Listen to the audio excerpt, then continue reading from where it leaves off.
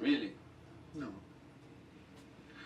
Is your problem with the Dr. Bawumia or No, with the no. Bawumia is a very nice person, but being nice alone is not enough to be to lead in Nkrumah's Ghana. But he's not just a nice person. He's worked at the African Development Bank. He's been vice president for 8 years. He's an economist. So he's a professional. Yes, but you see, the thing is that why do you think that economists are the people who create jobs and who create wealth? They are not the ones. I told you, look at the Chinese situation. If we have a program and we don't get the scientists, researchers, investors, and so involved, it will not succeed. Long-term development depends. For example, if you set up a factory, you need to improve the product or introduce new ones. How do you do that? It's through research. But a president doesn't work alone. The current president is a historian. The former president was a lawyer. Rawlings was a soldier. But they've all been presidents. So I'm not sure how he's been an economist is a problem. Because the idea is it's a problem because you think you know and you don't know. Economists think they know. Yes. Yet they don't know. No. But Some of them. But not all professionals don't know everything. I know. But you see, so if you have a baggage, you have a baggage. The Akufo-Addo and his family thing baggage is still there. And he himself has said that if the present president is a Northerner, if he's going away, it will be difficult for another Northerner to come. And so we should have voted for him. And he said it, the Bawumia said that. So how do we then go into elections knowing very well that Ghanaians are not likely to vote for another Northerner if a Northerner is going out? But we all don't know that. Yeah, this is what I'm saying, that we should have dealt with these issues. People say that it's a Muslim and is Ghana ready for? No, I'm not supporting these things, but we should deal with them, educate people. But the best way to deal with this is to vote. So the people who choose the flag bearer, right? No. You have to educate people and deal with the issues, disabuse people's mind, and then we can go on with someone. So you're saying that if he wins, so are you worried about the process that's selecting him? The process, or the fact that the country may not be ready for a person like him? Both. What do you think is the biggest reason why MPP lost so badly in the last election? Oh, the arrogance, the corruption, the economic decline, and the behavior of some members of government and the president's family. These were very serious issues. So it's possible that people punished him and the party for what the government did. Yes, and he was part of it. And so far, he has not distanced himself from some of these characters. So he ought to do that. So you think if he's to be, I don't want to use the word credible, but if he's to convince Ghanaians... If he's his own person, he convince Ghanaians that he's his own person, he should distance himself from what happened in the past. But why are you saying that? He won an election. We saw him. Yeah, but first we won the election. But you know everything that went on, how the delegates were influenced and so on in various ways. I don't think that Ghanaians don't know these things. And what has happened in between. So far, we have not dealt with these issues. And what I'm saying is that we should have dealt with these issues before, So you obviously disagree from your article from the party's approach to choose a flag bearer first. Yes, we should have waited, both the party up from the grassroots, choose the executive from the polling stations and regions and so on, before. But now, they want to choose a flag bearer. And the party executives are behind, are also supporting. The party headquarters is more or less an extension of his campaign office. But the other candidates haven't said this. I haven't heard. Okay, maybe I haven't. Because maybe they don't want to offend people. You keep quiet, but that's why. So you think the current party executives are working to get him to win? Yes. But you don't have any evidence of that. What evidence do you want? Active collusion, meetings, statements that confirm this. Of course, there are statements from the current executive that they want him to win? Yes. For example, when the other candidates who... I'm talking national executive now, not regional executive. Yeah. National executive. They're all just supporting. This is what I think. In the current 5, is there any of them who you think, if you won, can shift the party's chances in the 2028 election? Well, I think any other person will have a better chance. Are you serious? Yes.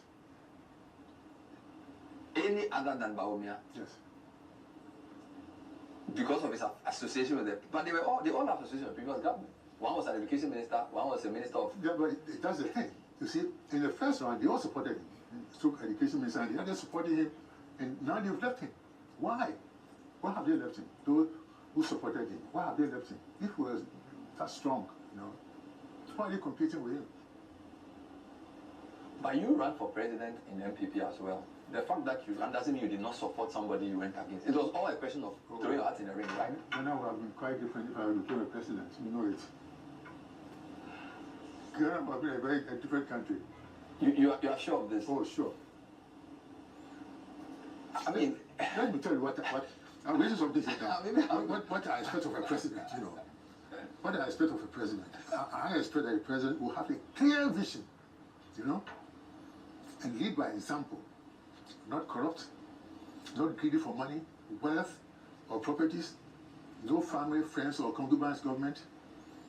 no square pegs in round holes. You must have the will to make a difference and have sound moral values, be passionate about developing Ghana, resilient and adaptable, or having the courage to do what is right and not what is easy. And by that I mean not just changing minds, but evolving and forming new opinions as better data become available. And the president also empower institutions and monitor, and above all, sanction bad behavior. And this is lacking. But the current president seems to be doing better than the previous one. Yeah, at least for the first year. I like him. Recently, we were at a function. The teachers had a function, and he was there. Yes, the nuts. I think some anniversary events. Yeah, I think Kwame was also there. Yes, I was also there. Last week. I think I was looking for the presidential chair that travels with the president, and there was nothing like that there. You only got the presidential chair? That I thought president would sit on, but Mahama sat on the chair that we all sat on the same thing. And I think that was good. So when you compare Mahama now to Akufo-Addo and to Mahama 1, the first Mahama in 2012. I did not follow that regime that much. So when you compare Mr. Mahama to the previous president? No, it's very difficult to compare. I mean, they are all, I'm not saying Akufo-Addo is not a tyrant, he's not evil. I mean, he's a nice man, approachable, but he was unduly influenced by his family people, especially the one who called himself the prime minister. Which one? Well, if you don't know, I'm not here to mention names. He was unduly influenced by his family yes. people. Was it during your first term? Was it during your time you were minister, or when you left the government? Well, when I was minister, I did not see that much, but after I left, and things deteriorated. Orofo yemamo akwaba eba on channel. So enyanum yewura Frempong Boateng yenyina yenim no papa ya waye doctor or hwe akoma ho adem sem wagina as a presidential candidate kura wo MPP muda. Mo hwe video ya mo ko hwe ye ya yewura anakọ grant interview bi ama ensem a ọka no uti hu ze nanabi eti asem na nanabi bu afu den ama enne ya me no kasai omu issue statement ekyerese ye papa Frempong Boateng no omu si omu eyi no afri party no mu we ya asem a abeto ho eno achi no ye hu se ya interview ye wura Frempong Boateng eno so ye beko akotie but ansa na no mamenji chuku adwenkyere ewo nea ekoso ewo NPP party mu hu emse mutie video no papa no ka se contestants a omu ejina no ohwemu a yewura Mahmudu Bawumia de obi anka omu yinu si nchen a eye isanse ensem bia yewura Bawumia dikai akoka se before 2024 election no okoka se yantoa ba ma ono a woye nordna ne ekotoa ba ma yewura John Dramani Mahama ebe din se Ghana for ebesan did not na ababium na saa asem na okaye no abua no fo ndi saa bre okogina ho a e di asem na okoka kire wo mu chuku wa ha okechukwu okechukwu wofa chuku na MPP for si omu yi yewura from pon a free party ni mu ni nyina gina ensem a wakokan ba wo hwa asem a yewura yi ekokan yi eye bone wofa friends yema etiefo nyina akwaba na wafa we de tew na sese yegi na di immediately ya aden te wafa we party no ama yenya ye wo form no anase form for no edu ba bi omudi yaw wafa se party no mko didi mu duru ba bi no munyi no omu free party ni mu a no pese omu se party ni ko wafa wa be di minister of party ni wa be di minister enye ni nyina na be ko yi ama enye nipa nyina na no be ya adwene enye nipa nyina na be pe wo masem ena saa so na nipa nyina so mpe wasem enu nti se wa be di pani no na se wa be di awie na wo kɔ ana se o ka sem wo bedwam a wofa party no na ma wo bedu ba bi oduru no enye bia se wa sua wa dia wa ye professor utese bibia otimi ye na mmom se obeba be ye friends and candidate a ye be hu krofo be te nka no eye MPP party a odo hu be don a wo mo a obe kire se oye party ni e man krofo hu nti wofa se wa ye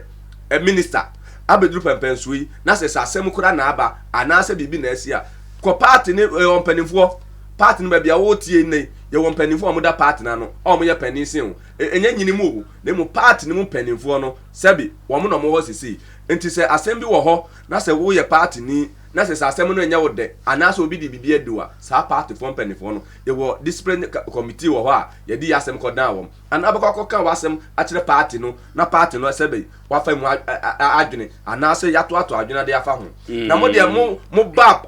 friends media ni mo obi abisa wo masem a na party no ba bi eduru no na mo ton party no mo se party no wa fa me di se sebi eduru ba bi a entwa yie nti se ye wura frempon bo atin sensem no wo kan no se pa MPP party no ba bi edine enye aka abejoni wo that time no eyem obi o kwa na kope na obi so mpe data na obi nso se enye bibie ne ho a enne na anu na enye no enne na ye okay party na se ye nyina ye dia nti se ye tenase ne ho se we ye na na do dan kwa kufu ado de ne anka mfa no ye wura kufu ade na onu ankasa na contact de no anka mfa no no ne nya adwene te ho ne obi anya adwene eno ntre se ade na awo mu no enye party ne so party no ye wo obi a wabeli di party no ko na na do abeli di ko wabedi president ko kufu abedi president ko kufu na obi a ne ya adwene obi a ne nya adwene akufu ado betena so obi a ne nya adwene wa baby edu baby abo se oh we dia me na akufu ado nya adwene ne mo ye ni say ya ebeboa sa na edi amanyosem no bi wo ha fa the person say eye anya onu nti ensei wo fa me hu sa say oya amanyoni ana se se ufri party bim na akọ party bim na akọ kemu asem no se nipa no se me so obi friend DC no so oba MPP na se obe kansem ni aginatum se onu na wom enu nti obe kansem ni anyi vote a me se nipa no kura se ye wi nipa wan se ye ma power because oye manbofo me se grofo me hu so me ya manbofo a ye so omo so se grofo kura be so ya so omo so ni akoma oppose he lady ofri Bawumia office ya wakojo ni NDC na ya mani post na officer no de aye nipa na wa mana abaye nipa no wo don timi fanya de hia de okodwen a lady no wo Bawumia secretary oba no kwa bi refini na say lady no ye NDC ni dada wo ana Bawumia fa o ye de no ye NDC ni so NDC ni o ye NDC ni sese ye wo figure bi a ye wo fie bi na be ka se o fie we die ana se busua ko we die o me ye NDC fo ba be kom ne nipa na obi wo fie ho a onye NDC ni but won fie no ho nyina na se ye nkura ase ye wo se nkrofo no ho ye wo fie bi wo asem se abamu ana se abai wo se me die chinchina ya chin NDC mempe omo nyina ye NDC fo ba ka se NDC wo mpe sa na ye wo okọ na le na ka voter register ye MPP ni wo ana no dem register ye MPP ni wo okọ asantema mu aka onya friends NDC ni wo but obi wo fie no abaka Jose me die my ideas no ana se partner mo John no at the pot nti a wonde John ku no memempe so ati ase wofa na nipa no so ayeden agina se ono so na mom so obi faw se ampa oye NDC ni o so ye MPP no abem Bawumia faw se brabesom wakosom se enyema wa ofa okwa wo de no kure asema wo hu ye de yesika pani due mante for wa de kotena se na emom wo de command this for na daate bi o mama utumi na tumi no obedi na nso ebi a kire nsonsanso no ebi nipa no ka ho wo de for asem ebi a on se bi o ho a ho ebi o ho a yewura Bawumia wo yi yinim se okay we NPP ni but wo hwebu pa na sefo no bi NDC for ana wo hwemu a ne yere nso abusuafo so ye NDC for enti no ebi a position bi wo ho no ma onim se nipa no ye NDC ba bi a nipa no eye ne yire busuani nti ne yire so ebe tra se wode ne nkrofo ebe hyem eye sa yewura kofo so wo me ba eye sa na tie ne yire ebe pese bi a ono nso de ne nkrofo be hyem enti sa nipa na wode ne hyem na se hunu se originally no onye busuani wa NPP mu enti no se ne etie bia no after position na wode amano na chi no kan hu se obetimi asan ko back no ko back a ede na okoka enti sa nipa no a wo frɛ no no a okɔ back no se de wo kan obu ho a onwene se bia ba bia nam wo ekwa ye frɛ me no e ya adom bi ana bia ye de e frɛ me so hunu enti no ni nyina ne se wo fa nipa no a hwɛ nipa no a wo fa no no se nipa na wo de ana hwɛ position so a wo de ma nipa no position bi wo a wo de ma nipa no a ofiri mu kura ontimi nkɔsɛ wo ba bi a yewura Bawumia de oba no ekɔsɛ ye no onzo ofiri mu no tinsem a woka enti sɛ wo yire nipa kura na obɛboa no a ɛsɛ wo hwɛ ba bi a nka wo de ne bɛhyɛ on we ye ade ɛsɛ politicians no esua ofa mentwa wa no hwɛ yewura Kennected Agyapong na obonto hwɛ nipa dodo a waboa wo hwɛ kwan a mo fa so sometime no omo ye MPP fo hwɛ kwan e bi fa so kura ka no asem so on say no wafa any party enti say wafa me de say oye NDC ni obi anim no problem obo be de hu say onya activity or bi a call radio so ana say hu say oye MP ana so but e bi oye layman bi o form eni afa oye wo yie ma when this is nche wutirim say nipa no onye figure bi a say be ye use di aye bibi so ati ase adwuma ne ama wo ba de chuku ma yenkotie yewura Frempɔ Boatem say adopai Kwame Nkrumah kase frɛ no ɛfa saa nsɛm we ya ho na yenkotie nsɛm a ɔno nso ɛka papa me sanka kase bia enti me sanka kase bia ti me twɛn me abaka kase na de mo wan sɛ smart Kennected sabi ni enadabre chicken komo eno anacho from 9 to 10 na ade anchukwa na so bia chere ka se be ba na mo wan sɛ sabi lawyer for na what party na me di se me di ebi bi ho ya pa emra na lawyer for kuku dam se party so no ya impo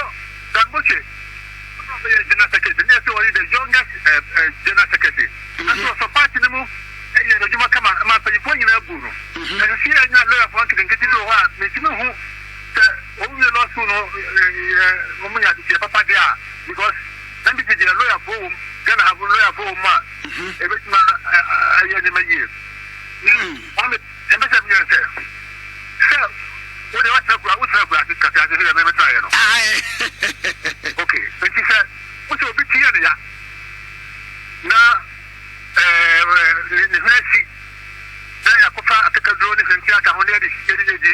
sorry hwemu a e de na esi wa bo se mu ate Emoji na say mo better ndie be si ndie ni papa be ye initial aggravation wutim say ye ya si ye do sorry hwemu a o siri amansi then o se ni attitude na ni attitude ayako o tete I said ya fa mo ko kan ade se de me di MPP tia ya me di do so mo hinu eye no kura pa di eye e be mo ti pa ye na ko mo say we say party ni fake no party no se be ni fake and ka obi akọ interview I didn't change no issue statement in every party no and he just that fake fashion or any fake but we party papa no will be there papa say okay Matthias say okay papa what so your party ne ba yeah be papa papa no a sabi lawyer for you want just more ni dauta no ni lawyer for hona no mo support ni no dem bo chunum sabi wo support no ti support no party no juma mo di ya no na MPP a enka first ba no ye ko ye elections a ye police station chairman ye constituency chairman ye regional chairman and senior papa bera is a fake one no man I can't know the other way around there yeah senior be you know that's just something fake I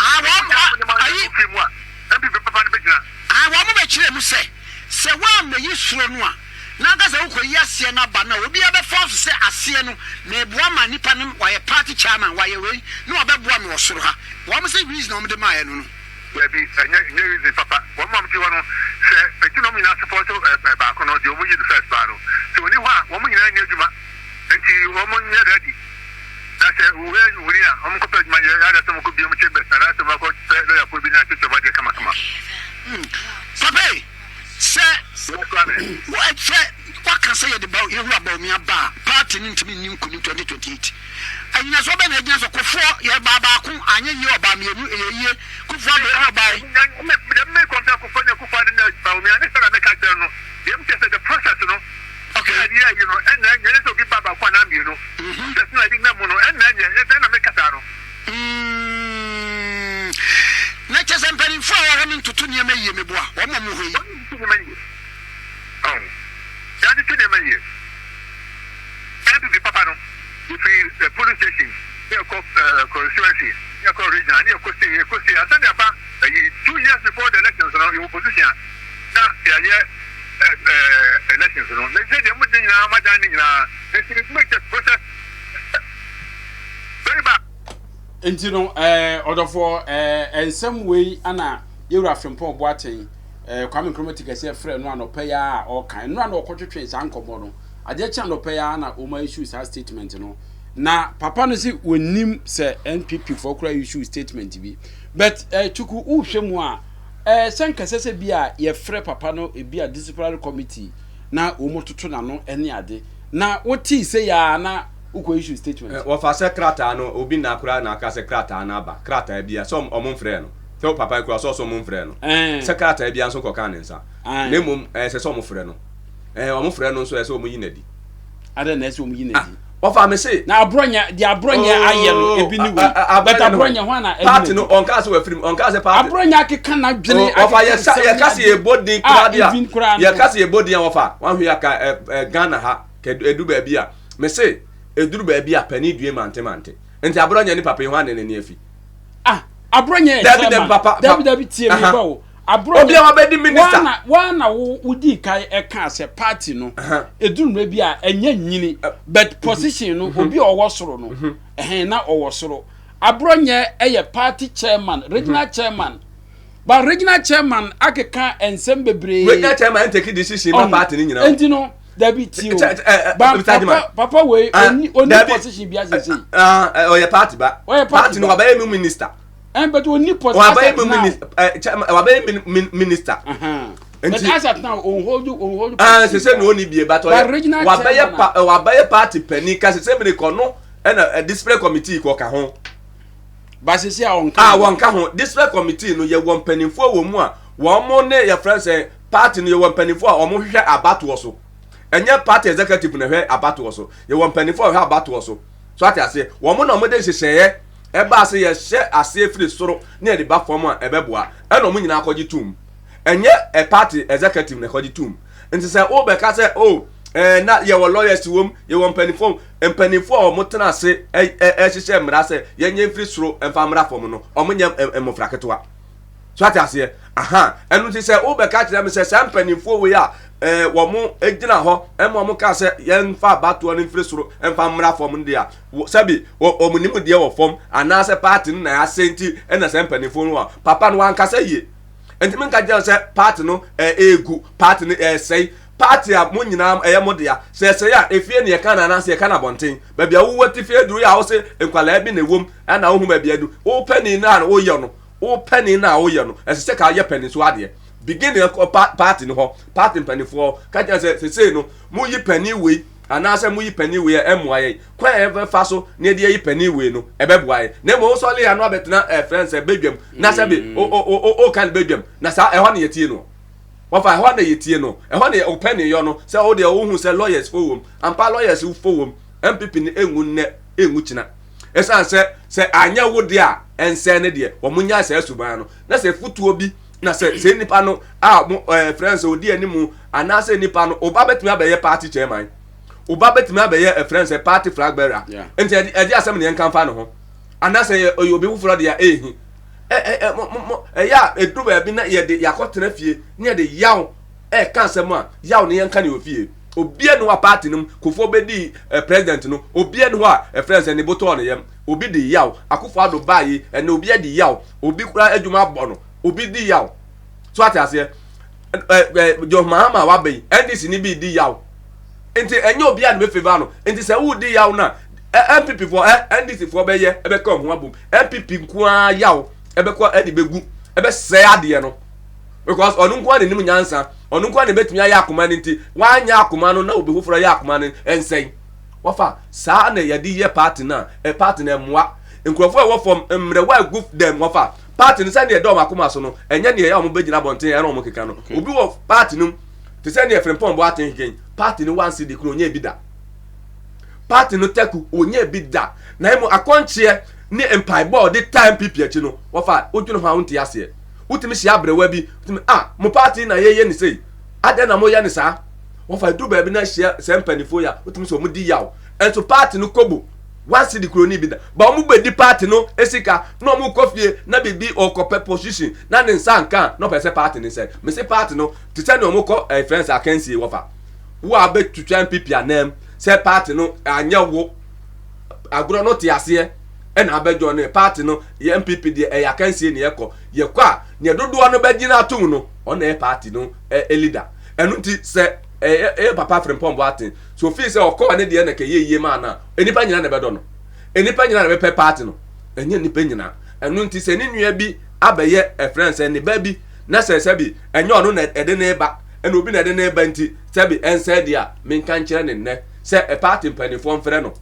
na omum misa no na se wanya no ye papa bi amfa ma party ne dia on continent be but o man frɛ no yes o ma issue statement say a statement na aba say ye nya ebe yi wadi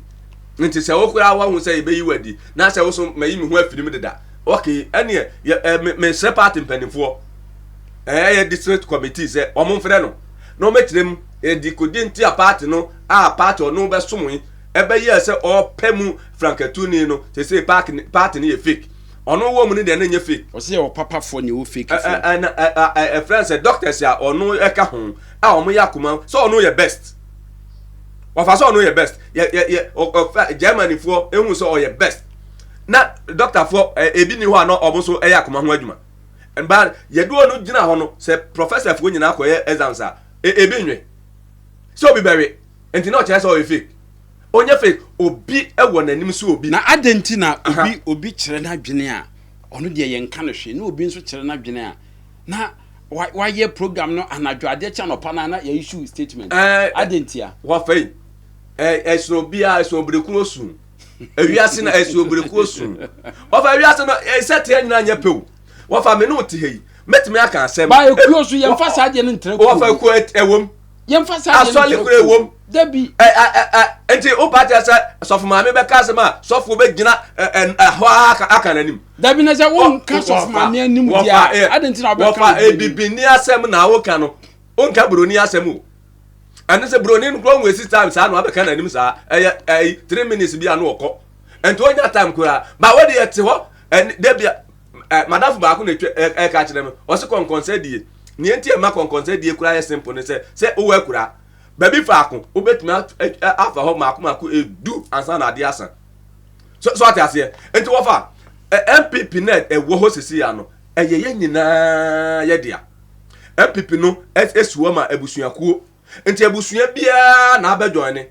enti enye wo wadwene na wo dwene no enye saa na obedwene okay so ate ase enti ye wura frempon bo aten ye besra ne se ana party fo mpanimfo a mabedi position na makotra fie no eya motusu ntu ayampia na efonfo na sabi o manya party no so mfaso kufo bai obiti party no besi ne wanyam 1 cedi akufo ado abedi the same person no wanyam 1 cedi na wo wabanyam mfaso na akọ okofi a yesra kofi se party no ehu ye wahi na umpe biomu a ampa uye de nipa ne di mabesi wo obia no se nipa no friends dodo na eyi no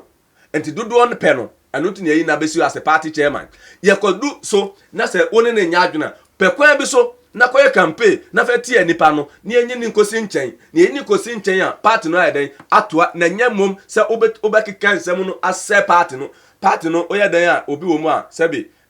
ni oye nye nemu ya to aba na edi eyi no na abato ni nuru ho no ewo time a esese yeto aba enti eduro papa esese ukobo ntoa na o kire se enipa si mesi amode ne bre na ano no sebe na dwumadie ene ne nsem ka ne ye emfata party no enti delegate munyi ne nsen nchen ne yefa nipa afro mra ne di nipa afro ba party no se ne yehu no na ano no sa mesi o kina we mu betwam obi nso beba be ka tia se na we num mama mo na efese we okay chuku enipedia senior otie no yesre ye wura fempo boate no mo maka ne se be party no ye do party no entimo mo mese party ni maye na mpanimfo no so omo ye nhye a omo nye fe ewu bibia mu fa no so ka ho omo nye fe anu na make catch yourself party ni de obia no obedo obia wo bebi ogina ye kwa akansie obia gina bebi ogina enu ti enipa nyina so do wadue so ati ase enti obi do obi nso do obi na mmom ye wia party no eye kubatan ba ako a ye nyina ye som party ni ti me hu se osum nipa e wo party mu a na hu kure mehi because ya mesom nipa ye besom party ni se party ni be ba bam na enyam faso. All right, okay chuku enso adwenkyere eno no yewura frempon boaten a ensem ya ye bokyere mu ya wakoka agye chi ya yesena na bia issue statement say yewura frempon boaten esese omo enyinim free party no mu papa no so say onte hwe enu di we na ekoso midin di ofa adwuma yakram